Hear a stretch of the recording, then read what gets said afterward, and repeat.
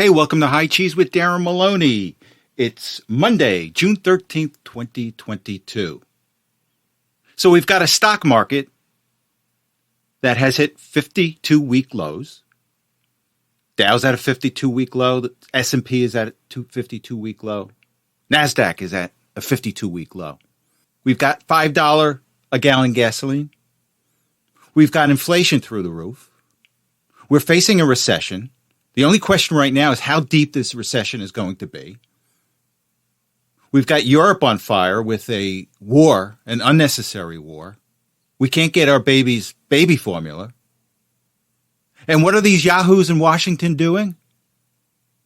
They're trying to create a story and a recommendation for an indictment for the man that kept gasoline prices low, the best economy this country has ever had, out of war, low gas prices, we could get baby formula, and no war. And I remind you, there was no war under Donald Trump. And these yahoos are trying to spend their time in Washington trying to get this guy indicted, trying to create a fake narrative that they can hand over to the Attorney General, Merrick Garland, so he can contemplate whether to indict Trump or not. So this is what these yahoos in Washington are doing while this country is going through a crisis.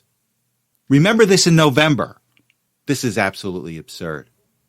The one thing I just wanted to point out is Bill Barr. Bill Barr is a typical swamp creature, as well as all the other people they interviewed. All these other people that they interviewed, they were at the time, right after the election, going into January 6th, they were all looking for their next gig. They just wanted Trump behind them. They just wanted their next gig at some law firm, think tank, Wall Street firm. That's all they were interested in. They couldn't care less about the country. They couldn't care less about Donald Trump. And the biggest disappointment here is with Bill Barr. Now, I'm going to play a clip from Bill Barr. The first thing I want to point out is that he was describing one meeting he had with Trump, and Trump had handed him an analysis. And let me just go to the clip, how he describes this analysis, and then we'll discuss. When I walked in, sat down, he went off on a monologue saying that there was now definitive evidence involving fraud through the Dominion machines, and a report had been prepared by a very reputable cybersecurity firm, which he identified as Allied Security Operations Group, and he held up the report, and then he asked that a copy of it be made for me. And while a copy was being made, he said, this is absolute proof that the Dominion machines were rigged. The report means that I'm going to have a second term. And then he gave me a copy of the report. And as he talked more and more about it, I sat there flipping through the report and looking through it. And to be frank, it looked very amateurish to me. Now, when somebody doesn't want to read a report or doesn't want to acknowledge a report, they call it amateurish. And that's what Barr did here. So he is so good that he was able to thumb through an analysis, a report, and determine that it was amateurish. That's pretty talented, Barr. I can see how you got to be the Attorney General. You can look at an analysis, you can look at a report and tell right away whether it's amateurish. Boy, you're good. All this tells me is that you didn't want to deal with this. And this is typical of the FBI. And this is something you have to know, just from my experience. Again, I've said time and time before, I worked in Hudson County, probably pound for pound, the most corrupt county in the country. And I know firsthand that the FBI and the Department of Justice want nothing to do with voter fraud cases because their attitude is, both sides cheat. We don't want to know nothing. We want to know nothing about elections. And Barr's taking this attitude because you know why? Their own hands get dirty because the Department of Justice and the FBI has been so politicized today that if they start an investigation, into a voter fraud, particularly something of this magnitude, there's going to be winners and losers. And they're afraid that they're going to be on the losing side. And that's how these political hacks work. So all Barr, to me, is just saying what I've known for years. The FBI and the Department of Justice will never get involved with voter fraud cases. And here's what they hide behind. They hide behind the fact that they have to be able to see the actual fraud being committed. They literally have to see the person illegally filling out the ballot and illegally depositing it in a drop box. So unless they have from soup to nuts, unless they can see and verify every illegal aspect of a voting fraud case, fraud doesn't exist. So if you say if there were 300,000 illegal votes, they literally have to see 300,000 people voting illegally. And here's why. And in my next clip, I'll point this out. Because Barr says it wouldn't have mattered anyway. Even if all those votes were in fact illegal, they got intermingled with legal votes. And a judge was not going to turn an election if the illegal votes were intermingled with the legal votes. And here's what I liken this to. All you need is to get that vote in, get those illegal votes mixed in with good votes, and you're home free. It's almost with like our southern border. All you have to be able to do is sneak into this country, and you're home free. All you have to do is be able to just sneak those votes in with legal votes, and you're home free. And that's what Barr's telling us. Because they want to know nothing. Judges don't want to know anything. They don't want to make a hard decision. And I'm just shocked at Barr. And I said in the previous episode, I think Barr, his grandson or his grandkid needs a job at some law firm or needs to get into the right law school. And that's why he's doing all this. Because he's got to go back to his Washington or Virginia home, and he's got to go to his country club and his cocktail parties, and he's got to see his friends that he needs to rely on. And if he's going to push a bad election case, he'll have no friends in Washington. So I'm sure this is why he did this. So with that said, I want to go to another clip, and it has to do with a snide remark he makes about this movie 2,000 Mules. And it has to do with, he makes a flippant comment about the technology based on 2,000 Mules. Now, what 2,000 Mules is about is he was able to collect cell phone data on all cell phones that were shown to be near these drop boxes, these voting drop boxes, as well as all these NGOs where a lot of fraudulent votes come from. Now, what these NGOs are non-government organizations. And by the way, we've got to get rid of these NGOs. There has to be some type of caveat in these grant contracts that we give these NGOs that there will be no politicking. They will not be involved with any campaign. They will not be involved with any get out the vote operation. They will not contribute to any campaigns because it's all unethical. Because when you think about it, okay, I'm the government. Here's $10 million. Here's a $10 million grant. Well, if I'm receiving that grant, I'm going to back the politicians. They're going to keep that $10 million coming to me every year. And that's what these NGOs are doing. So we've got to put caveats in all these contracts that say you will not do any politicking. You will not be involved with any type of elections in this country. And that goes for Planned Parenthood and any other organization like that. But anyways, I got sidetracked on this thing. So Barr comes out and starts dissing the technology that Dinesh D'Souza used for his movie. And just by his comment, I'll play the comment right now, you can clearly say he does not understand the technology behind this.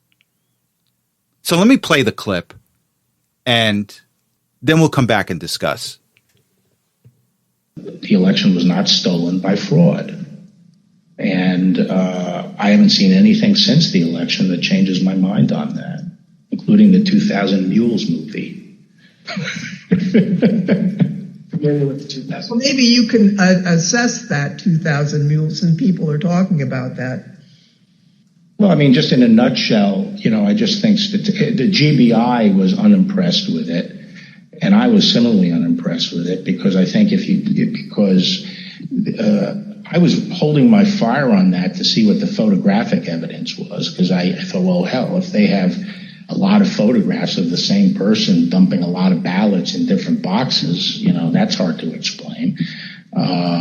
So I wanted to see what the photographic evidence was, but the cell phone data is singularly unimpressive. I mean, basically, if you take 2 million cell phones and figure out where they are physically in a big city like Atlanta or wherever, just by definition, you're going to find many hundreds of them have passed by and spent time in the vicinity of these boxes.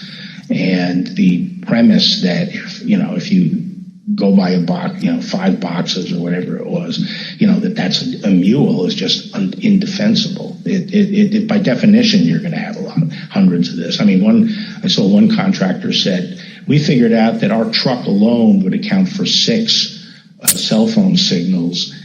This was some kind of contractor, and our route would take us by these things on a regular basis. So but then when the movie came out, I think the photographic evidence in it was completely I mean, there was a little bit of it, but it was lacking. It didn't establish widespread illegal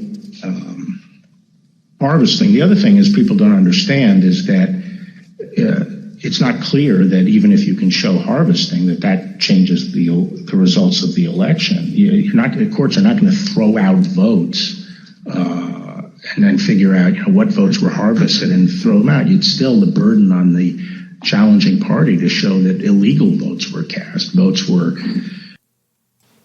So really, it was all about the pictures with Barr. I just wanted to see the pictures in 2,000 Mules. And as I was saying before, they want to see the picture. They want to see the actual fraud taking place because they cannot assume or not willing to assume anything else.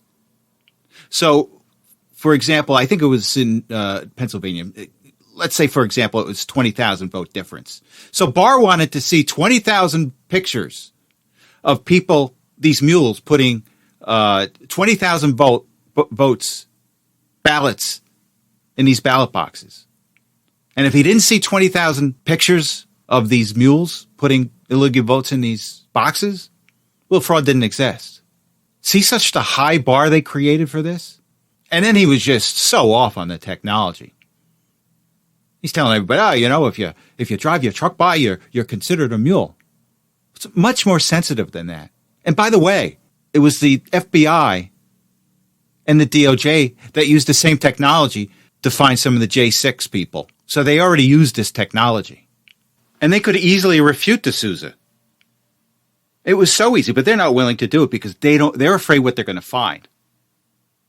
All they had to do to refute D'Souza is run the same analysis for a time period after the election. So if the analysis that they did for the time period after the election and the data comes up different, D'Souza was right. But they don't want to know that. Again, they don't want to know nothing. And I find that odd that nobody wants to run that analysis. If you really want to refute D'Souza, run that analysis. But they're afraid that the data will be different because the mules were in fact mules during the election. And those mules suddenly disappeared after the election. And again, they are not willing to take that extra step when it comes to voter fraud. And it all comes back to there's winners and losers in this, and because they're political hacks, they're afraid of being caught up on the wrong side. And they rationalize it by saying, they both cheat on both sides. Until Donald Trump came along and exposed everything. And that's why we have to limit these mail-in ballots. We should just go back to paper ballots. Oh, and by the way, Mr. Barr, remember it was a week ago that the one CNN article that said, in fact, some of these voting machines can be corrupted. What do you have to say about that? Did you look at that? But again, it's all about covering up themselves. And quite frankly, as I said earlier, all they're doing is just trying to hand off some recommendation for an indictment of Trump to Merrick Garland, the Attorney General. And quite frankly, I don't think right now, I don't think that Merrick Garland would do anything with it right now, because he needs cover by a strong president in order to do this, because there's a lot of downside for him personally. And with Biden as the president, he probably wouldn't feel comfortable doing this, because he would need cover by a strong president, and a president who he would think would win again. So that's why I would be very, very surprised if Garland does do anything with this. And it's not because he doesn't want to. He's just thinking about himself. Because if there was a strong president, a smart president we had right now, yeah, I'm sure he would consider it. Because a strong president would give Garland cover. And again, this country's on fire, and they're busy trying to indict the guy that fixed this country. And again, remember that in November. Now, when I saw this at the hearing, I didn't know if this was comic relief or not. They had trotted out Chris Stirewalt. He was a former Fox News talking head that was fired. Apparently, he's a disgruntled employee, and I guess he used this opportunity to get back at Fox or whomever. But, I never liked the guy. You look at him, he's just a doughy white guy, no muscle tone, just there. And you can tell by his demeanors, he's the type of guy, I will say anything that you want me to. Just pay me. I will say anything. No sense of character, no nothing. And let me just play this clip, because essentially this is why they trotted Stirewalt out. So let me play the clip, and then we'll come back and discuss. But I just thought it was a comic moment, and I think they thought it was serious. So go figure. Thank you. Mr. Stirewalt, after the votes were counted, who won the presidential election of 2020? Joseph Robinette Biden Jr. of the great state of Delaware. Thank you. Well, thank you, Chris Stirewalt. You said Joseph Robinette Biden with so much gusto. I'm sure you get picked up by another network. I mean, what a fool. And I still don't understand why they invited him. Because he worked at Fox? Did that mean that people were going to identify him because he worked at Fox? Who knows? But this is just a bizarre hearing. This is just a bizarre TV show that they're putting on. But one thing I do want to point out is that these people up there are infants. They are responding to Donald Trump like an infant would. And unfortunately, a lot of Americans respond to Donald Trump as an infant would. Oh, I don't like him. He has a potty mouth. He does mean tweets. I can't vote for a guy like that. Even though the guy ran a great economy, we had no wars. Oh, but he had a potty mouth. I can't vote for him. Well, that's what an infant does. That's how an infant responds to the opportunity to make a rational decision, and you don't do it. Oh, I can't vote for him. I just don't like his potty mouth. Well, this is what you get. You get $5 gas. You get an unnecessary war in Europe. You got potential assassinations of Supreme Court justices. And none of this would have happened if Donald Trump was still president. Oh, but you don't like his potty mouth. He was so mean to people. He had mean tweets. Well, you better grow up, America. You better realize that you got to take the good with the bad. And there was a heck of a lot more good in Donald Trump than the bad. And with that said, I just want to play you a clip. This just underpins what I've been saying. And it's Representative Bacon from Nebraska. I think he's being interviewed, Chuck Todd at Meet the Press. And essentially, he says what I just spoke about. So let me play this clip, and then we'll just come back, because it's infuriating. American people in 2020, the voters, were tired of the name calling, the Twitter, but they by and large liked the policies. We have to remember we picked up 15 seats in the House that November. I won our seat by about 5 points. But we have to also learn the lesson. Why did we lose in 2020? It was the comportment and the temperament. And again, that was Don Bacon, a Republican from Nebraska. So I don't know what to make of this. He's pointing out that this is the case, and he's right in the sense that there were a lot of Americans that didn't like his personality and voted against him because of that. But I think that Americans have to learn that you have to take the good with the bad, especially when this guy Trump does a lot of good. And I just find it unacceptable, and I wouldn't accept it in the future, that anybody would not vote for somebody. And this is what Bacon should have been telling people. He should have said, well, why would you not vote for a guy just because you don't like his tweets when he's done so much for the country? Occasionally, Trump is obnoxious. Big deal. Big deal. So we shall see. Okay, let's take a look at the markets. And as I explained earlier, is that the markets took it on the chin. There's no relief in sight. I don't see any relief in sight. It's going to be a rough 2 years, at the very least. And as I said previously, each of the major indexes are at 52-month lows. So let's take a look at the Dow today. The Dow finished down 2.79% today to 30,516.74%. Year to date, the Dow is down 16.02%. The S&P was down today 3.88% to 3,749.63. Year to date, the S&P is down 21.33%. NASDAQ was down today 4.68% to 10,809.33. And year to date is down 30.91%. The 10-year bond is trading at 3.39%. And that's a big jump. That's 24 basis points. That's a big jump today. The speculation is that now that the Fed this week is going to raise rates 75 basis points because of the inflation number last week versus 50 basis points, which is what everybody projected. So we'll see. We'll see what happens, and we'll see what happens this week. It's 10 o'clock in the evening on Monday, June 13th, and gold futures is trading at $1,825.40 an ounce. Silver futures is trading at $21.11 per ounce.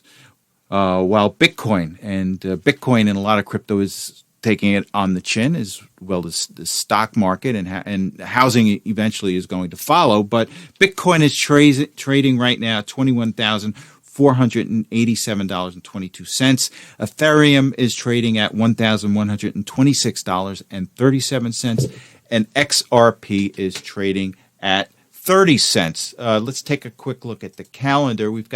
This week we've got on Tuesday, 8:30, we've got Producer Price Index, final demand. We've got Wednesday, 8:30 a.m. on Wednesday, we've got retail sales coming out. We've got the Import Price Index. We've got the Empire State Manufacturing Index. We've got the NAHB Home Builders Index. And then we have the FMOC projections. So Wednesday is going to be a big day. Then on Thursday, we've got, jobless claims. Additionally, we also have building permits coming out and housing starts coming out. And then on Friday, we've got the Industrial Production Index, capacity utilization, and leading economic indicators. So there's a lot on the table this week. So keep your eyes out on it. And, even if you don't have any money in the stock market, take a look at this. It's very fun. And as I always say, forewarned is forearmed. And with that said, you have a good week, and I'll talk to you on Saturday.